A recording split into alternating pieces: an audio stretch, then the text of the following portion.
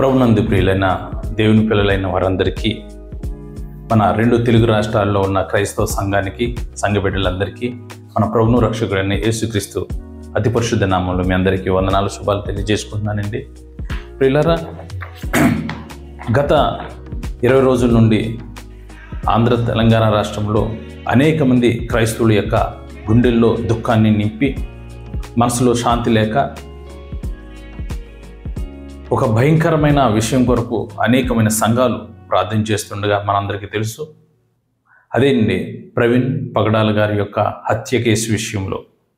నిజానికి మనందరం అనుకున్నాం అది ఒక హత్య, యాక్సిడెంట్ అని ఎంతోమంది ఎన్నో విధాలుగా యాక్సిడెంట్లుగా చెప్పడానికి ప్రయత్నించారు. కానీ మొదటి నుండి మనందరము అనేకమైన అనుమానాలు వ్యక్తపరిచాం. అది ఒక హత్య అని మనం రూఢిగా నమ్మాం. కనుక అలాంటి హత్యను ఒక యాక్సిడెంట్గా క్రియేట్ చేసి మన ఆంధ్ర రాష్ట్ర ప్రభుత్వం అయితేనేమో, అలాగే భారతదేశంలో ఉన్న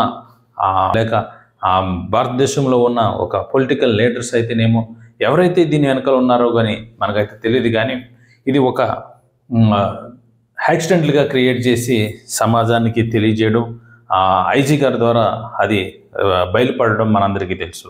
కానీ నిజానికి మన ప్రియులు మాజీ ఎంపీ గారు హర్ష కుమార్ గారు ఎంతో చాకచక్యంగా ఈ విషయంలో మొదటి నుండి ఆయన హత్యగానే అనుమానం వ్యక్తం చేస్తూ అనేకమైన ఆధారాలు సమాజానికి ఈ యొక్క సోషల్ మీడియా మాధ్యమం ద్వారా తెలియజేస్తూ ఆయన ఎప్పటికీ కూడా ఒక కదలని విశ్వాసంతో ఎంతో ముందుకి క్రైస్తవ సమాజం తరపున ఆయన చేస్తున్న పోరాటాలు మనం అందరం చూస్తున్నాం. ఆయనకి ఒక ప్రత్యేకమైన ధన్యవాదాలు తెలియజేసుకుంటున్నాము. మా అందరి ముందుండి దిక్కుగా మనందరికీ ఆయన ముందుండి నడిపిస్తున్నాడు. ఆయనకి నిజానికి దేవుడు దీవించి ఆశీర్వదించును గాక. చూడండి, ఈరోజు ప్రవీణ్ పగడాల గారిని ఎందుకు చంపారు అనేది ఒక ముఖ్యమైన ఆధారం హర్ష కుమార్ గారి ద్వారా ఈరోజు మనం విన్నాం. అదేనండి, సుప్రీంకోర్టులో వేయబడ్డ బిల్. దేనికి కొరకు అంటే ఇది యాంటీ కన్వర్షన్ బిల్. ఒకవేళ ఆంధ్ర రాష్ట్రంలో ఈ యొక్క చట్టం కానీ వస్తే ఇది క్రైస్తవులకి చాలా ఇబ్బంది కాబట్టి దాన్ని మన ప్రవీణ్ పగడాల గారు 2022 31వ తారీఖు 1వ నెలలో బిల్ వేయడం జరిగింది. అది హీరింగ్ డేట్ వచ్చి ఈ నెల 16వ తారీఖున ఉంది. కనుక దీన్ని ముందుగానే, ఈ డేట్ వాదించక ముందుగానే ఆయన చంపేస్తే బాగుంటుందని ఇది ఒక ప్రణాళికబద్ధంగా, ఒక కుట్రపూర్తంగా ఒక హత్య చేయడం జరిగింది. ఇది చిన్నవారు చేసిన హత్య కాదు. ఎందుకంటే ఇది పొలిటికల్ బ్యాక్గ్రౌండ్ ఉన్నవారు ప్రణాళికబద్ధంగా చేసిన హత్య అని మనం భావిస్తున్నాం. ఎందుకంటే ఇప్పటి వరకు క్రైస్తవ సమాజానికి తెలియదు ఆయన బిల్ వేశారని, యాంటీ కన్వర్షన్ బిల్ కొరకు ఆయన పోరాడుతున్నారనేది మన అందరికీ తెలియదు.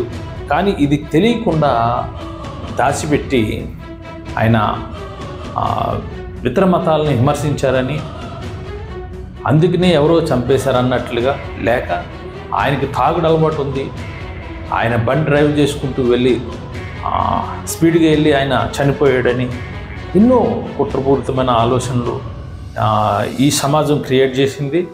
కనుక మనం నమ్మలేదు.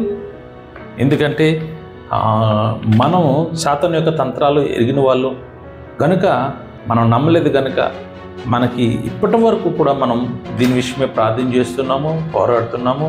మన ముందున్న పెద్దలు హర్ష కుమార్ గారు అయితేనేమి, మరి ముఖ్యంగా డాక్టర్ కేఏ పాల్ గారు మొదటి నుండి దీని కొరకు ఎంతో గొంతెచ్చుకో చూపిస్తూ ఆయన మొట్టమొదటి నుండి కూడా ఆయన ఇది హత్య హత్య హత్య అని ఎన్నో వాదిస్తున్నాడు.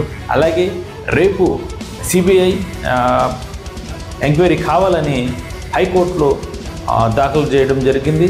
కనుక రేపు ఆయన కొరకు మీరందరూ ప్రార్థన చేయండి, హర్ష కుమార్ గురించి ప్రార్థన చేయండి. అలాగే క్రైస్తవ సమాజం అంతా న్యాయం కొరకు పోరాడాలని, మరి ముఖ్యంగా మనందరము ఐక్యత కలిగి మనం సపోర్ట్ చేస్తూ దేవుని ప్రార్థన చేయాలని మీ అందరికీ మనం చేసుకుంటున్నాను. Thank you.